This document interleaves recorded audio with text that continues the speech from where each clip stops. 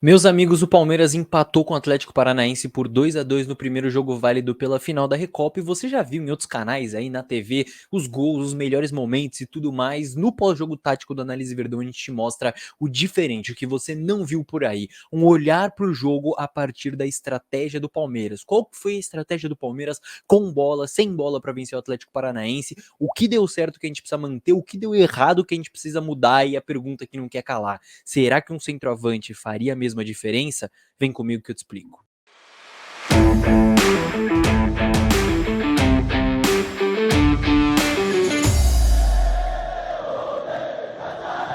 Salve, salve você que acompanha a Análise Verdão aqui no YouTube. Meu nome é Leonardo Suzuki. Sejam muito bem-vindos a mais um vídeo, mais um pós-jogo tático de Atlético Paranaense 2, Palmeiras 2. Vou te explicar toda a estratégia do Palmeiras, explicar esse jogo taticamente pra gente entender tudo que precisa mudar e tudo que precisa manter. E claro, tá muita gente falando sobre o centroavante, sobre o 9 e tudo mais, e eu vou falar sobre esse ponto, mas eu vou falar com argumentos táticos, do porquê, e já dou esse spoiler, do porquê ter de fato um camisa 9 nesse jogo faria sim a diferença. Fica no vídeo que eu te explico tudo, só antes preciso pedir para você se inscrever aqui no canal se ainda não tá inscrito, muito importante que você se inscreva, e se você já tá inscrito, gosta do nosso conteúdo, pega o link aqui do canal e manda pros seus amigos palmeirenses para todo mundo ficar sabendo aqui do canal também, todo mundo se inscrever, a gente aumentar ainda mais a nossa família, rumo aos 50 mil, fechou? Então bora pra análise. Muito bem, rapaziada, e já trazendo esse campinho pra tela, o Palmeiras entrou aí nessa espécie de 4-3-3, né, com o Veiga na frente mais uma vez. Eu vou explicar aqui o Veiga, mas para eu explicar como o Palmeiras atacava, é importante a gente entender como o Atlético Paranaense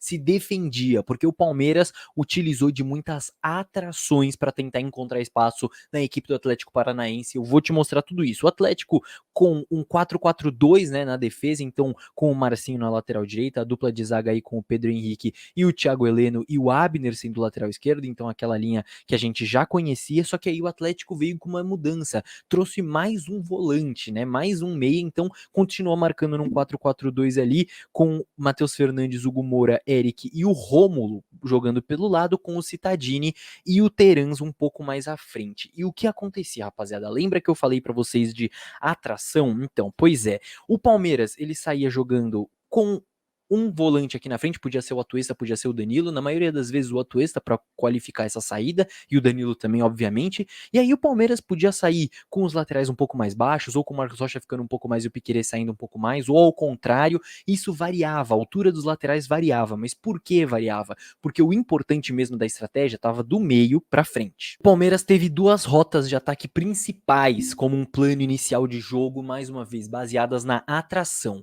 Número 1, Dudu e Rony abertos, colados na linha lateral para atrair os dois laterais do Atlético e atraindo abrir esse espaço entre o zagueiro e o lateral, para isso gerar uma infiltração do Danilo, uma infiltração do Jailson ou até uma infiltração do Atuesta quando ele estava um pouco mais na frente. Então, primeiro, você atrai os laterais, abre esse espaço para infiltração dos meias. Outra possibilidade, com o Veiga saindo da referência, recuando aqui para perto dos volantes, com Danilo, com Jailson, com Atuesta, o Palmeiras povoando esse espaço, atraiu os jogadores do Atlético Paranaense para o corredor central e liberava as costas da defesa para Rony e Dudu atacarem essas costas pelos lados. Então vejam como, com atrações diferentes, por meios diferentes, o Palmeiras tentava abrir esse espaço nas costas da defesa do Atlético Paranaense. Isso deu certo? Se liga. Vejam como na primeira grande chance do jogo, que foi aquela chance do Atuesta, olha só o que acontece, olha como o Dudu,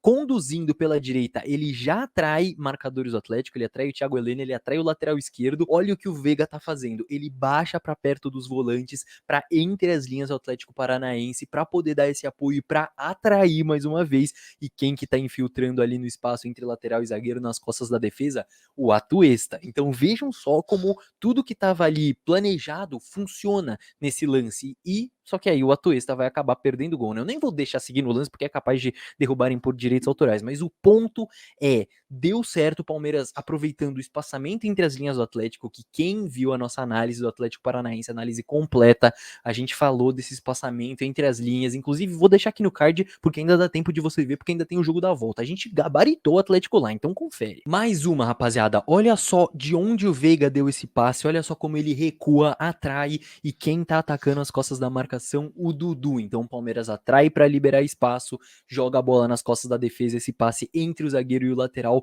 pro Dudu. Só que aí o Dudu acaba errando na tomada de decisão, erra o passe. Mais uma, tudo baseado nessa ideia da atração. Para quem é o passe do Marcos Rocha ali? Pro Rafael Veiga, recuando entre as linhas de marcação, atraindo um zagueiro junto com ele. E quando o Veiga atrai por dentro, libera por fora, libera para ultrapassagem do Dudu. Olha como ele sai com muita liberdade ali pelo lado. Essa é uma jogada que ele cruza ali pro Rony e o Santos acaba defendendo, né? Mais uma vez, não vou deixar o lance correr por causa de direitos autorais, mas vejam só como as coisas iam funcionando, mas o Palmeiras ia errando na tomada de decisão. Agora, o gol mesmo acabou saindo de outra forma, né? De um rebote ali de bola parada, de escanteio, que o Jailson fez um belo gol. O Palmeiras tinha sofrido o gol, né, do Atlético, em um escanteio que na verdade nem foi escanteio, né? Era tiro de meta, mas enfim, no escanteio o Palmeiras acaba sofrendo o gol e foi basicamente a primeira grande chance que o Atlético teve ali nesse primeiro tempo, porque defendendo o Palmeiras também teve algumas adaptações importantes. Se liga. Eu mostrei que o Atlético Paranaense marcava nesse 4-4-2, mas quando ia atacar mudava um pouquinho. O Hugo Moura recuava para ser esse primeiro volante aqui. Os laterais geralmente ficavam mais baixos para ajudar nessa construção. O Hugo Moura ficava aqui e aí o Atlético tinha o Rômulo mais centralizado, mais como um atacante junto com o Terans, o Cittadini aqui próximo também e Eric e Matheus Fernandes um pouco mais por dentro tentando receber essa bola nas costas da primeira pressão do Palmeiras. E o que o Palmeiras fazia?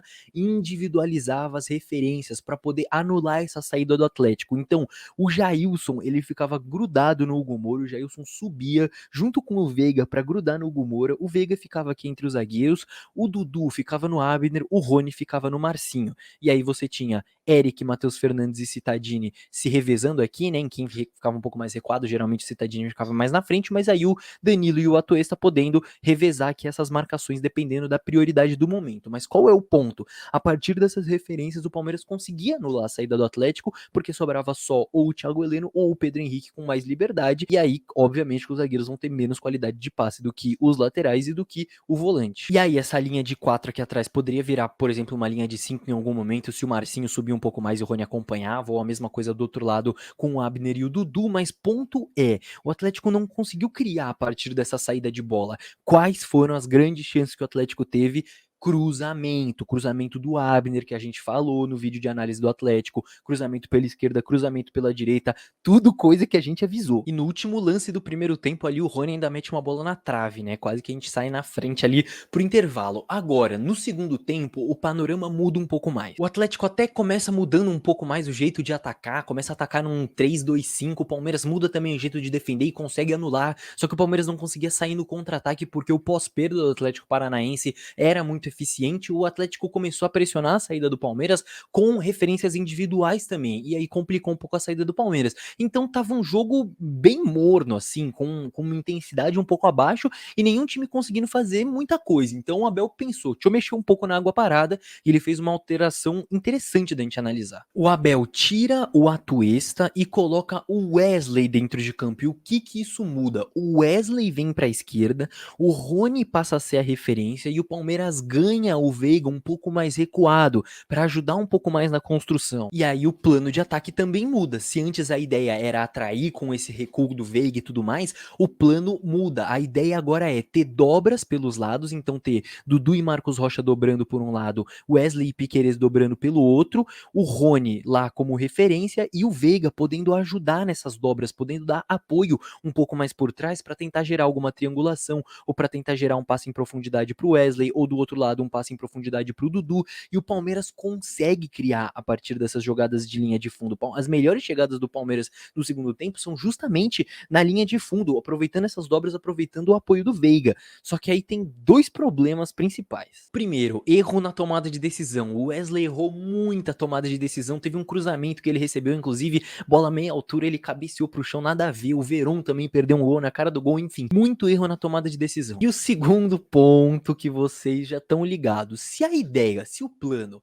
era ter dobras pelos lados para poder chegar à linha de fundo, o Palmeiras estava conseguindo fazer isso, ainda mais com o apoio do Veiga por trás e chegando por trás para finalizar um cruzamento para trás, por exemplo, A ideia não funcionaria melhor com uma presença maior dentro da área? Um jogador que conseguisse incomodar mais os zagueiros para abrir mais espaço, que conseguisse fazer um pivô, um apoio frontal para poder ajudar a jogar essa bola para o lado ou para poder ajudar o Veiga ali por dentro? Sim, com certeza seria melhor ter um 9, ter um centroavante que pudesse ajudar mais nesse sentido e não só o Rony, que abre espaço para o Veiga, abre espaço para o Palmeiras jogar pelos lados, mas, né, e fato é, quando a bola chegou para Veron, quando a bola chegou para Wesley, enfim, o Palmeiras não conseguiu colocar a bola para dentro. E o sentimento do torcedor e o sentimento de basicamente todo mundo que assistiu o jogo foi que o Palmeiras estava conseguindo criar suas chances, mas faltou alguém para botar a bola para dentro. E isso eu concordo 100%. E aí, num lance, o Palmeiras acaba vacilando numa segunda bola depois do escanteio, deu espaço pro Marlos, que entrou no segundo tempo. E mais uma vez, desculpa, eu sei que é chato, mas a gente avisou, eu avisei no vídeo de análise do Atlético Paranaense que saiu essa semana no canal. Quando o Marlos entrar, porque eu falei, ele vai entrar no segundo tempo. Quando ele entrar, não pode dar espaço. O Palmeiras deu espaço, ele cortou e fez o gol. Agora, lembra que eu falei do plano do Palmeiras pro segundo tempo? Se liga no lance do pênalti. Como que o Wesley ganha a frente do seu marcador para poder sofrer Ele o vai para pênalti nova com tentativa. a jogada pelo lado do campo e o apoio do Veiga por trás. O Veiga só conseguiu estar ali para poder dar esse apoio porque o Abel fez a alteração no segundo tempo, colocou o Wesley pelo lado e colocou uma outra presença na área. Nesse momento aí já tinha até entrado o Navarro no lugar do Rony. Mas enfim, por causa dessa alteração do Abel, o Veiga virou um apoio por trás para essas jogadas de linha de fundo. E por causa disso, o Wesley conseguiu ganhar as costas do seu marcador e sofreu o pênalti. Então, olha mais uma vez como a ideia do plano, do coletivo, da estratégia funciona. E dessa vez, graças a Deus, a gente conseguiu o pênalti, graças a Deus o Veiga conseguiu converter. Então, assim, essa questão de tomada de decisão é muito importante que a gente consiga evoluir nesse sentido. E eu também não tô falando que foi um jogo perfeito, porque eu senti que foi um jogo com uma rotação um pouco abaixo dos dois times, mas o Palmeiras jogou numa intensidade um pouco mais abaixo, falhou na combatividade em alguns momentos e com isso até gerou um crescimento do Atlético no jogo que a gente poderia ter segurado um pouco mais. E claro, um ponto que eu já falei, mas eu preciso repetir, a atenção com a bola aérea. Eu avisei que o cruzamento era o forte do Atlético Paranaense e o Palmeiras vacilou na defesa dos cruzamentos e na defesa da segunda bola também, porque foi na segunda bola que o Atlético conseguiu fazer o seu segundo gol.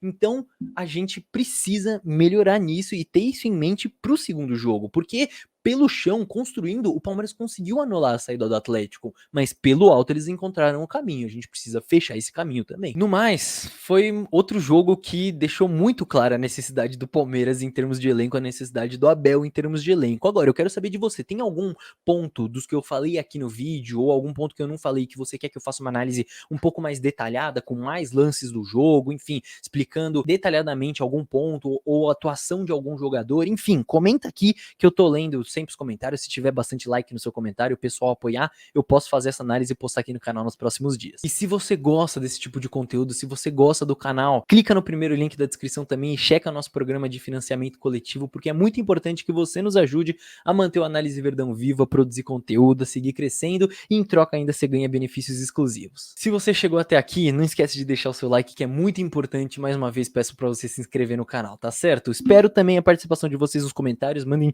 sugestões de análise aí e vejo vocês no próximo vídeo. Foco, rapaziada. Tá empatado, vamos jogar em casa agora, vamos copar esse negócio. Vejo vocês numa próxima. Tchau, tchau.